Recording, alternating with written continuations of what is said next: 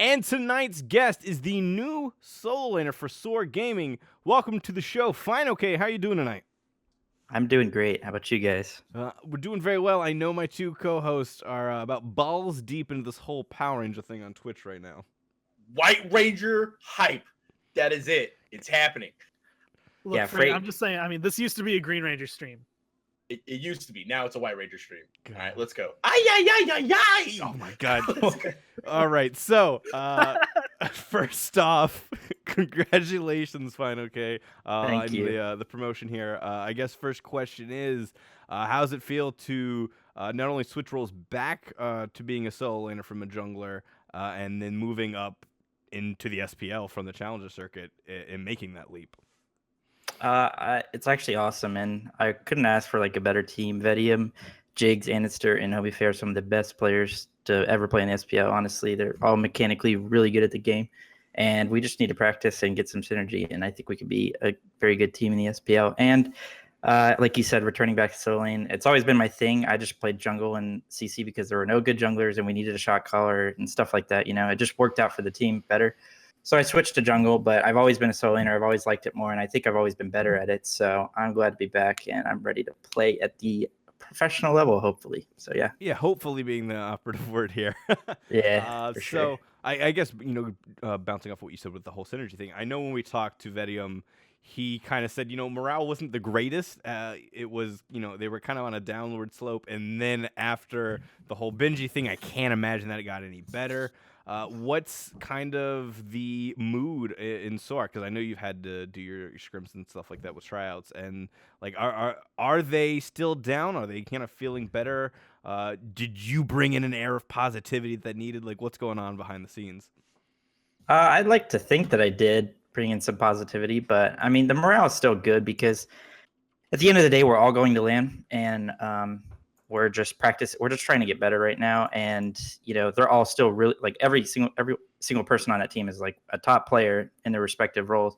And Andy, he role switched and he's playing mid now, and he's always been a jungler, but they're different roles, so he has to get used to it. But he's getting a lot better, and I think he's going to be a top mid by the end of this split. So yeah, I'd say morale is still good. I mean, they never played with me before. Like, I've literally never talked to them before I started trying out with them. So we're still getting to know each other, and we're still like, hanging out, trying to get some synergy together, and it's been fun. So I think going forward, it's going to be better for us. So yeah. I know, bouncing off of, getting to know each other and things like that, it's got to be really big, especially for you, because I know, and we were talking about this a little bit, and I've mentioned this to Freight like countless times since we found out, but it's got to be kind of weird moving away from Astral and, the rest of the guys that you've been playing with for such a long time. Yeah, it definitely is. I've been on a team with Sheikah specifically for over a year. Like, we were on a team. It was me, Sheikah, this guy named Pool Shark, iFates, who we all know and recognize from the Challenger Cup, and Sops, who we also know, who's actually gotten to be a really good ADC now. And we were on a team. So Sheikah and I have been together for a long time. So it sucks moving away from him because he and I are really good friends, but we're still going to be friends, and we're still going to hang out and, play Smite whenever we can. So it's not that big a deal. It's just like we're still going to be friends. But and then everybody else on Astral, Retch Mango, and now they replaced me with Cope, and they have Benny Q now because Famous Hate quit because he got bored of the game, which I guess makes sense. He's been playing for a long time. But yeah, so their new team is actually really good, I think. Cope is a really good jungler now. He's already like really good at it, even though he was a solo laner before. And then Benny Q is just literally farms everybody. So that's like, I'm happy for them, because I think what our team needed is somebody that just like has his own like unique personality. And I think Benny Q really does, especially in his gameplay. He literally plays like whatever he wants. He just does whatever he wants, and he plays super aggressive, and he wins lane like every game. It doesn't matter. So I'm glad that they got that going for them. It sucks that I have to leave them, but it's the SPL, and I couldn't ask for a better team to play with. So, Well, I mean, I guess that kind of leads. You said that FineOkay, or not? You're FineOkay. Famous. I think so. Yeah. Yeah. Famous that he got a little bit bored, and he decided to leave Astral in that aspect, which is understandable, because that's kind of what my next question is leading to. I want you to talk to us about the journey. I've been casting you, and Gore has, for years. You were on Salamander's squad.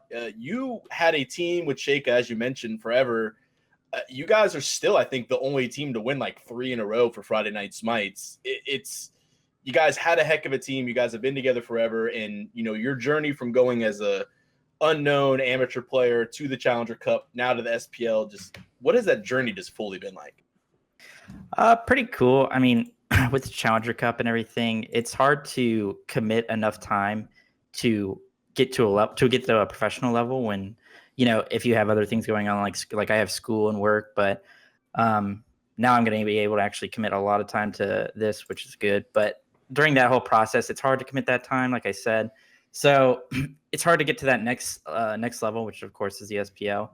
But I mean, realistically, I think with Smite, if you are able to get the chance to play with better players, get the opportunity to work with better people, I guess, you're going to get better, like no matter what. I think they'll help you out. They'll make you a better player. And I think if you have those, I guess, initial mechanics and like the basic mechanic, not the basic, because I mean, I'm not saying that the Challenger Cup players are much better than your average players, no doubt. But if you have like the foundation and you start playing with better players who actually know what they're doing, you're going to become a better player. And I think that's what's happened with me for the most part. So yeah, it's been a good journey, and I think I have a lot to work on still, but I'm having fun. So I know the last couple of people we've had on the show, I've kind of the conversation with me has turned a little towards like esports and Smite in general. I know I've talked to Polar Bear Mike about the feeling that there needs to be like a maturing process within the orgs and things like that. And I know earlier in the year you kind of had your own thoughts with the whole Challenger circuit and things like that. And I know my two co-hosts here, they can't really comment because of their ties, but. What are your thoughts on the Challenger Cup? Having been a player in it, now you kind of got out of it. You kind of did what, is what Hi-Rez wants to happen. You came in as an amateur. You got your time in the Challenger circuit. You got noticed. You got brought in to the SPL. And then, I mean, that's really what you want. You want the Challenger circuit to be kind of your minor leagues for the pro scene and people to pick out of it. But is it built to last that way? See, there's a lot of positives and negatives to the Challenger Cup. I think one of the most positive things is they've been getting a lot more exposure for it, so that actual pro players can see if they're looking for somebody. They can actually go back, look at the games, see the casts and everything, see how they do. So that exposure is really good. That's a positive that's been actually growing recently. But I still think one of the negative things is the money aspect toward it. And I know that sounds weird, but like I said before, when you're a college student who is also working and you want to go pro in a video game, you have to commit time to it, right? Mm-hmm. And if you're committing time to a Challenger circuit where you're getting paid very little money, and you have like right now no hopes of getting into the SPL because every roster is filled, or they just aren't looking for anybody right now, right? It's kind of tough. And that was what was one of my I guess negatives with the Challenger Cup was the money this season, especially how it was spread out because every team got the same just for participating. But it's getting better, I think, and the rewards now are getting better too. It's becoming more of a minor league to the SPL when before it was just kind of like a branch off of it that wasn't like connected at all. But now if you win the Challenger Cup or get top 2 or something, I forget, you get to go to the same land that the pro players are playing in. So that's a really good benefit. And I guess it kind of makes up for the money aspect, but I still wish it was there because a lot of people can't afford to play this game as much if they're doing other things, or commit the time. So that's just my thoughts on it. I don't know. Yeah, I mean, it makes sense. I mean, and right now it's kind of hard, and you run into that thing, especially in esports right now. You have the relegations aspect, and a lot of people are kind of like they either love the relegations or they hate the relegations. And you mean from like a talent level, you love the relegations because it enables you to have the up and comers kind of take over for the people that are kind of falling out, and you don't create like a boys club where they're just there forever. But then on like a business side, it's harder to try to get sponsors and things like that because they could lose their spot at any time. And especially with the Challenger circuit, I mean, you had Astral Authority. I mean, you guys were kind of an outlier where you had a sponsor, right? Yeah, our sponsor was really good. Astral was like pretty big org, and they were really good to us. Like we were able to get apparel and everything, represent the org, and I really like them. I really like being under them, but the team's still under them, so they're sticking with them. And the team actually just played in the Challenger circuit relegations, and I think just destroyed. They bodied everybody. They kicked butt. Yeah, they did really well. I think actually, they went 5-1, and you only needed like a 2-0 to pass, right? To stay in the challenger circuit, and they did. So, that's good for them. Yeah, they played that one well, and it was actually kind of interesting. One of the things I remember when we were talking about it before we went live with the broadcast, because going into Sunday, we had no idea who was going to be playing, because we were like, okay, well, FineOkay is not there. Like, Famous Hate isn't there. We're like, who are they pulling in? Like, so we got the roster right before it, and it was really interesting, really kind of coming into that one. But how exactly do you feel? I mean, because like them moving forward is one thing, but you now being able to step, like, of course we've mentioned it, but you're stepping up and you're going to be going in. I know you told us specifically to not put you on the spot with how exactly do you think you're going to do against blank tomorrow or the next day or on Sunday, but do you think, that you're going to kind of like the first couple weeks, are they going to be rough for the team? Are you thinking that they're still going to find it, or are you guys going to have some really good like footing going into this? Like how does your practice really feel? Practice is good. Scrims are going well. I know everybody says that, but I mean, like, we're learning a lot, and I still have a lot to work on. I just came back to the role and it's a new season, but I know it's going to start off like it might start off a little bit tough, but I think by the end of it, and by the most important part of this split, which is the LAN, I'll be a top solo laner, I believe, at least, and I'm going to be practicing and grinding to get better. And I hope the team does well, and I think we will. So I just want to do my part, and that's to be a tanky ass solo laner. Yeah. Well, how does it feel to be like hashtag FineOkay was the problem? I mean, you left the team, and then all of a sudden, they tear through relegations, no problem. I mean, any comment there? Yeah. I stop diving tier 2 towers at 5 right. minutes. I don't know, yeah, right. No, I hope I wasn't the problem. I was kind of burnt out of it. It was honestly like I had been with the same team for a while, and it wasn't like I wasn't trying, but I felt like every game I was playing to prove myself and not to win the game. You know what I mean? Because at that point I was that was my fourth Challenger Cup in a row. Yeah. So I felt like I was proving myself and not like doing what it took to win the game, which is kind of a bad thing. But now I feel like it's the complete opposite. So I mean, what's the difference? I mean, aren't you going to be trying to prove yourself, like prove that you belong in the SPL now? Yeah, but what I mean by that is like I won't like. Before, I wouldn't like let myself die to save a teammate. I mean, I might have. It just depends on the situation. I mean, because it might make me look bad, or might make my slash line look bad. But now, like playing with like much better players and much better players. The MLC, what I mean? Like the MLC mentality. I got you. Yeah. But now now it's like I just want to do whatever it takes to help my teammates win the game. You know what I mean? Because that's all that matters now. Because it's not about like the getting to the next level, because I'm in the next level. So now I just want to help my team win the game. It's not looking good anymore. It's just moving forward. I know that sounds like a selfish shitty aspect. No, it's we understand. I mean, you're trying to sell yourself in the challenger circuit, and exactly. you've sold yourself. You're now in the SPL. You've done the proving, and now it's like, actually, all right, well, now I gotta win the game. And another aspect is it's so hard for a 5-man team to stick together and to make it to the next level just through relegations and everything. It's just so difficult.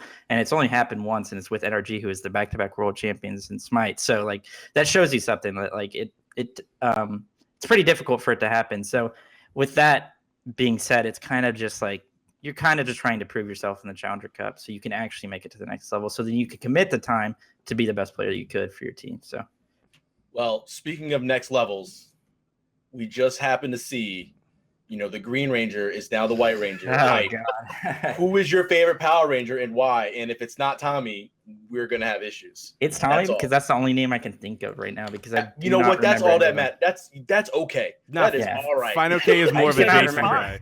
I can't remember any of them. So no, FineOkay is more of a Jason guy. I can feel it. You think he's a Jason guy? Oh no, I think he's he's obviously a fan of Tommy. Everyone's a fan of Tommy. There's a new Power Rangers movie coming out, so maybe I'll sometime in the next couple weeks, but it doesn't matter. Yeah, it's gonna be awful. That's what happens with all those movies. But whatever. All right, well, anyways, that was obviously the serious question of who's your favorite Power Ranger is important to ask and be answered. But of course, we all know. Going into season 4, we always ask the guests, what's their changes, what's their dislikes, like, what's going on in season 4. What are some of your favorite aspects of season 4 now that you're back in the solo lane? Is it Guardians? Is it Warriors? Or what are your dislikes? Is it the rituals still, like most people? What's your going on your head in season 4 overall? I like this question actually a lot. Of course, Warriors and Guardians are always going to be the dominant thing in Soul Lane. But I like the Portal Demon aspect of the game. I think the Portal Demon is a really cool addition to the game. It allows like some awesome like counterplay. Like if they're going gold, you can immediately rush Portal, or like you can do both right after you get a deicide and put you a little bit further ahead to actually make a gap in the game. It might make the game a little bit more snowbally, but I think it's a balanced aspect of the game for now. But of course, I hate rituals. I hate the combat blink, and frenzy's kind of cool, but I feel like it's kind of I mean, little they, bit. they have been changing them though. Small nerfs have happened. So yeah, blink. It's just the Okay, combat continue. blink. It looks like it got a nerf to its range, which is funny because I actually said that last week. It was I like think, every that- change, yeah. every change that's happened is something that we have stated on this show. Me personally, I think they should have just removed it, because if you nerf the price and then nerf the range, it's eventually going to be like just completely worthless if you just keep doing that. Mm-hmm. And I think it should just not be in the game, because it fundamentally changes the way the game is played. Like if you're a late game, the way late game works is you have to kill somebody in a fight to get an advantage, of course. And if you're trying to kill a carry who has 2 relics that are very good, Beats and Aegis are very good relics, right? And if you force that, and then all of a sudden he can combat blink out of a fight and immediately back and come straight back to the fight, it just changes. It obviously changes the way the game is played, right? But is that such a bad thing? That's why everybody. Not everybody, obviously, but a lot of people were praising Season 4 for changing how the dynamic would work in the late game, because I felt like in late game scenarios with Smite, it had gotten stale. It had gotten to the same thing every game. There wasn't a lot of. Once you got full build, once you got the end, what would you do? It all became dancing around. The team fights. Things kind of would get stale, and if a game went to the 40-minute mark, things slowed down a lot, and we probably saw an hour-long game. That's just how it would break down. So adding these rituals and stuff like that, it adds a whole other level to the counterplay, and I really like that. You've got the revealing ritual, which is a free Nuwa ult, and all of a sudden you can have awareness on the map past your wards. You can all right, they're over there, they're trying to bait us in this, or we can counter that this way. You've got your combat blink. You can have your Aegis and your beads down and still kind of have that to either get away, or you can initiate or counter initiate and stuff like that. So it just really offers a lot of different avenues to go down in the late game. And I'm not a pro player in any means. I'm not even an amateur player, really. I'm a casual player, and to me that is what I want in the SPL. I really want to see those different strats and the counterplay from the very start, where you've got your supports having to build really different items to try to counteract their team, to the end game where you have those rituals coming out.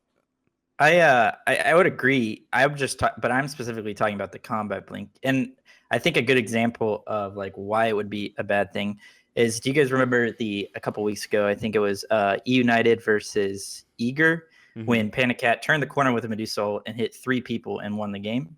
I think it was. Yeah. That's something like that happened. And it was the hypest play this season. It was insane and really cool. I just imagine that, and then somebody using their beads and just combat blinking away, and that's all that happens, and then they come back into the fight. And it's I think it makes it harder for you to kill targets that are already super hard to kill, like late game tanks, if they buy a combat blink. And then for the targets that have defensive relics and use both of them, and that should be their defense. They should, having a team around them or whatever. But if they use both of those and then you can just combat blink and buy another one out, I think it makes the game very unfun to play for SPL players. And it might be a little bit more fun to watch, but I think it gets to a point in the late game where everybody is buying them and everybody's just combat blinking around in a team fight, and it's really hard to know what's going on. It's really hard to keep track of who's actually going to die in a fight. So that's the biggest thing is you want to obviously keep track of what's going on. And if the AD carry all of a sudden blinks behind you, or let's say there's a Circuit and they've got normal blink plus combat blink plus the dashes, it's exactly. Circuit's literally going down the entire wherever she wants to go. It's nearly impossible. So it could be crazy. I agree with you, OHS, but I think combat blink is the only one I had a gripe with. But they nerfed it a bit, so we'll see what happens. What if, I don't know, I'm trying to, because it's combat blink, so its entire existence is no matter where you are, no matter what's going on, you can blink away.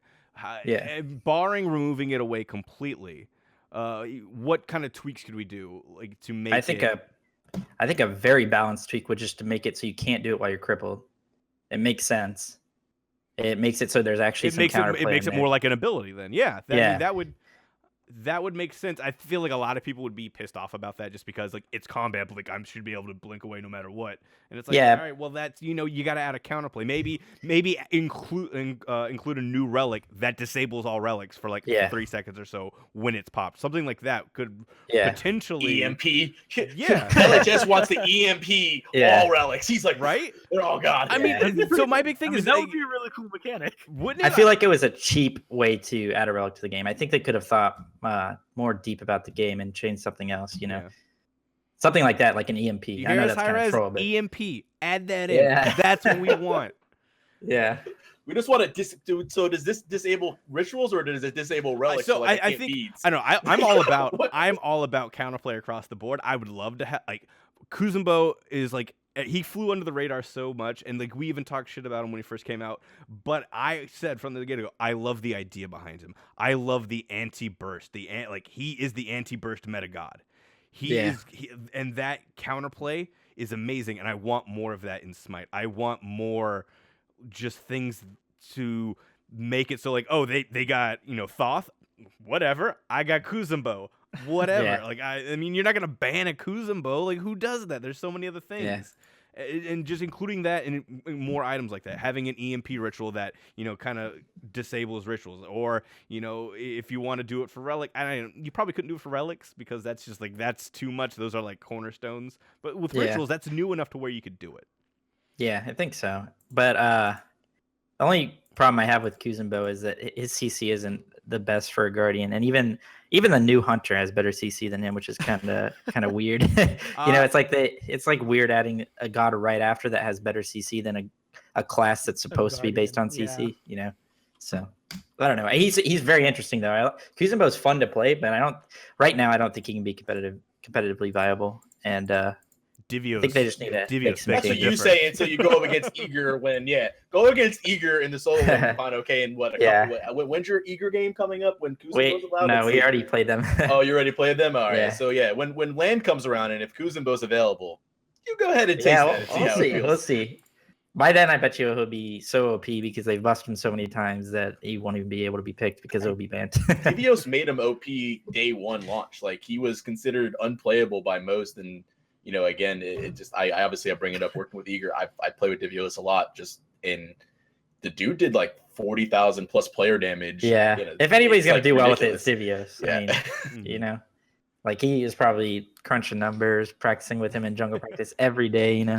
Oh no, I'm his punching bag. Like I've officially the punching bag. Like Divios will just like message me like, "Get on, need to kill you," and I'm like, "All right, cool, I'll get online real fast," and that's it, and then I die. Yeah, exactly. That's what I'm saying. If it's anybody, it's going to be him who's going to pull it out. But so you had mentioned Karnan as the new guy. I'm pretty sure I just pronounced that correctly. Probably butchered it, whatever. But how do you feel about him? The way that he's kind of been implemented, and I guess like his skill cap overall. See, with some of these guys, I feel like when you first see him and they're like, oh, this thing where you click his one and it alternates 4 times, that's all right. His skill cap's going to be above the ceiling. Like it's going to be huge just because of that aspect. Yeah. But I think if you play him a little bit after playing him already, you kind of get the hang of it pretty easily. And also you kind of stick to 2 of the seasons, right? So, I mean, his skill cap, red and orange pretty much is like, you want to get the pen, you want to lower their penetrate or lower their protections. And then you go to the yellow or the orange, whatever you want to call it, to go ahead and do the more damage. Yeah, exactly. So, and then you can, if you're getting poked out in lane, you switch to your green and just lifesteal a little bit, like an Uller passive at level 1 or something, But I think he's cool. I don't think his skill cap's that high. I think he's going to be really good. He shreds targets because his attack speed is just so damn high for some reason. Yeah, naturally, he's really weird. It's crazy. Yeah, it's like I don't know. Recently, I think Ajax and them have like, if they don't have a steroid, they have to have high attack speed. I mean, they're like Shibalanke doesn't have an attack speed steroid, but I mean, he has a power steroid, but so does this guy, you know what I mean? But he doesn't have a high attack speed base, I guess. So I don't know. I think he's going to be really good. His ult is definitely game changing, and it's a really cool aspect of the game having a polymorph. So I'm glad they added it. So I've seen a lot of people, obviously playing this god wherever the Incons played him mid because he's a mid laner. We've seen him being played as an ADC, but we've also seen him being played in the jungle, and a lot of people are talking about his capabilities as a jungler. Do you think we're going to see him as more of an ADC or more of a jungler?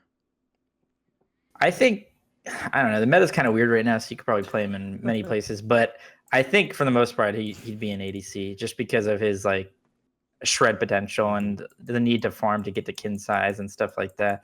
So I think he's going to be more of an ADC, but I wouldn't be surprised if he was played in the jungle. I think a lot of hunters could be played in the jungle, but we're turning into League of Legends all of a sudden. All of a sudden we got where's Graves at? All of a sudden I don't even know what's going on. We're turning into League here. Yeah. So I think one of the things they said was that he could be played in the jungle because of his passive, where he I guess the cleave. The cleave. But I don't think that's that relevant. I don't think it's the They cleave. take away the crit though. So yeah. I don't know that it's the cleave that really doesn't makes him a jungler. I think it's the ability to come in. Isn't that what they said though? They were like, "Oh, he could be a jungler because he can what do they know? They say stuff all the time where it's like, well, actually, it's not quite that. I mean, you guys were close, but I mean, his ability with the Bramble Blast to come in and CC a target and then have them take sustained damage. I mean, you come into the mid lane, all of a sudden you have this immobile mage. And then you just lock him down, and he does have done. the gank potential. Yeah. He does have the gank potential for sure. But I don't know. I don't know if the game's too much about the ganks right now. Yeah. As far as the meta. I just think his dash is amazing. Honestly, his 3 is I don't know how many people. It's a better Chiron dash. Horn charge is it's super fast. It's so quick. It gets you out of danger. It's Agni. I don't even know if it's comparable to Agni dash as far as how quick it is. I don't know exact speed, but it does. It goes damage too, and it does. Yeah, I mean it's 290 plus scaling. That thing does more than his 2. I was still disappointed by it. I was hoping that was gonna be like I don't know, like a Kuzembo dash where he like takes you with him, like or something like that. Yeah. I was thinking they just added that, so maybe that's why they didn't do that. I don't know. It would have been kind of weird because it says horn charge. You figured he like would ram you or something, or knock you back. Like or something like that. That'd be cool. Like like Gibril.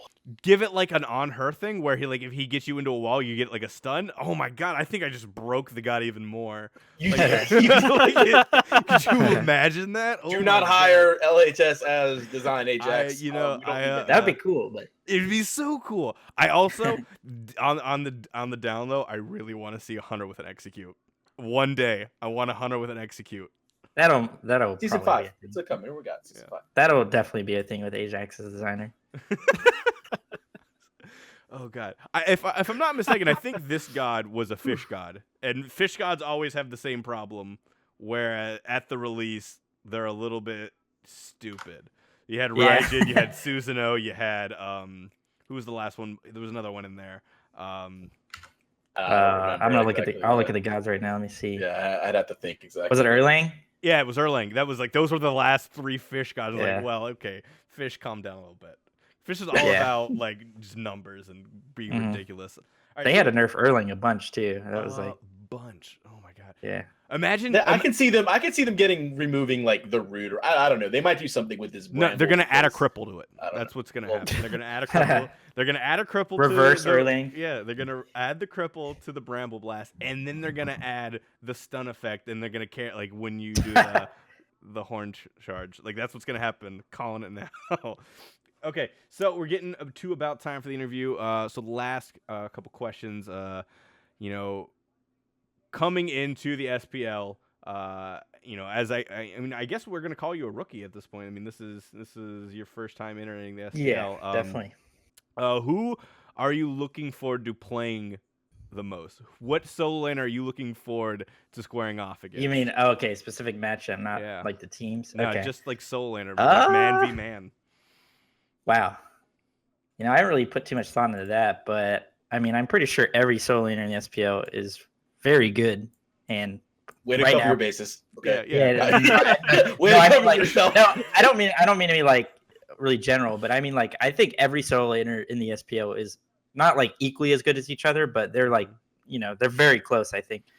And I don't know. I probably Scary D. I like Scary D, and Yeah, what's a fun matchup? I guess something like that. Who are you just looking for? I mean, I guess definitely something along those lines. probably Scary D, because like before all this, like in like I think maybe 2 challenger circuits ago, Scary D like told me that he thought I was like good enough to play in the SPL as a solo laner, and I thought that was pretty cool because I think he's probably the best solo laner right now, Scary D. Yeah, but at that time when he told you, he really wasn't the best solo Well, laner. the thing was he may not like played super well in like some games, but he was like his potential was always insanely high, and it just took time, and I think he just needed to play with people like Barracuda who will make you one of the best like players. You said, like you said, when you play with good players, you can only really go. You're gonna end up becoming better just based on the talent around you. It's just the way it is. I mean, you don't play with a Michael Jordan and get worse. Yeah, exactly. It's just the way it is. You're gonna get better when you play with LeBron James. I mean, just putting into other sports, like you play with Barracuda and those guys, you're probably gonna become a better player. Yeah, exactly. That's what I'm saying. So all right, so I mean, that's all the questions I think we have. Wait, isn't there a Reddit question? Oh yeah, there is a single. There was legit one. Yeah, one. There's a single Reddit question. Let me bring it up. I think what it was asking about, what do you think about the way that the splits are set up with, the spring, summer, fall, everything. And if you could change one thing about the current format, what would it be and why? And that was asked by shoutouts to Boneman99 on the Reddits. Yep. So okay. Well, I just joined, so I'm not super familiar with it, but I'm familiar with it just from watching and everything. But recently, there's been like this weird break between I think summer and the fall, where there's not a lot is going on. They'll have like these. I think last year they did like a joust tournament or something in between. Yeah. And I think that time in between there is kind of awkward, and maybe they should do something about that. But I like the way it's set up for the most part, and I like that every team gets to go to LAN because a lot of people, especially people who play on the West Coast, have connection issues, right? And sure, yeah. Their I guess skill ceiling or how good they could actually play is definitely not what they would get if they're playing on 110 ping. You know what I mean? I mean, yeah, we had that thing with Panda Cat the last week of games where he had exactly. the 900 ping the whole game. So it's cool that they get to go to LAN and actually show off like ultimately what they can do on a LAN setting where everybody's got the same connection, everybody's got fair ground, right? Yeah. And of course, I think an even better aspect is teams that would never have got to meet each other in real life if they were just at the bottom of the SPL get to go and hang out with the people they've been playing with forever. Yeah. Just get to chill. So get to chill at High Risk Studios, which is a really cool studios. I went there for the Challenger Cup last. It is awesome. For so sure. it's a really cool place, and they treat their players really well. So it's cool, and that's probably one of the coolest aspects of it. So you pretty much just want a little something else in between the splits and self-plug more Saturday events. Yeah, exactly. Oh, no. Yeah, that was cool. That was a cool thing, and it showed like what the meta was going to be like for Worlds, which was like a really cool thing. So yeah. All right, so I guess that's all the questions we have.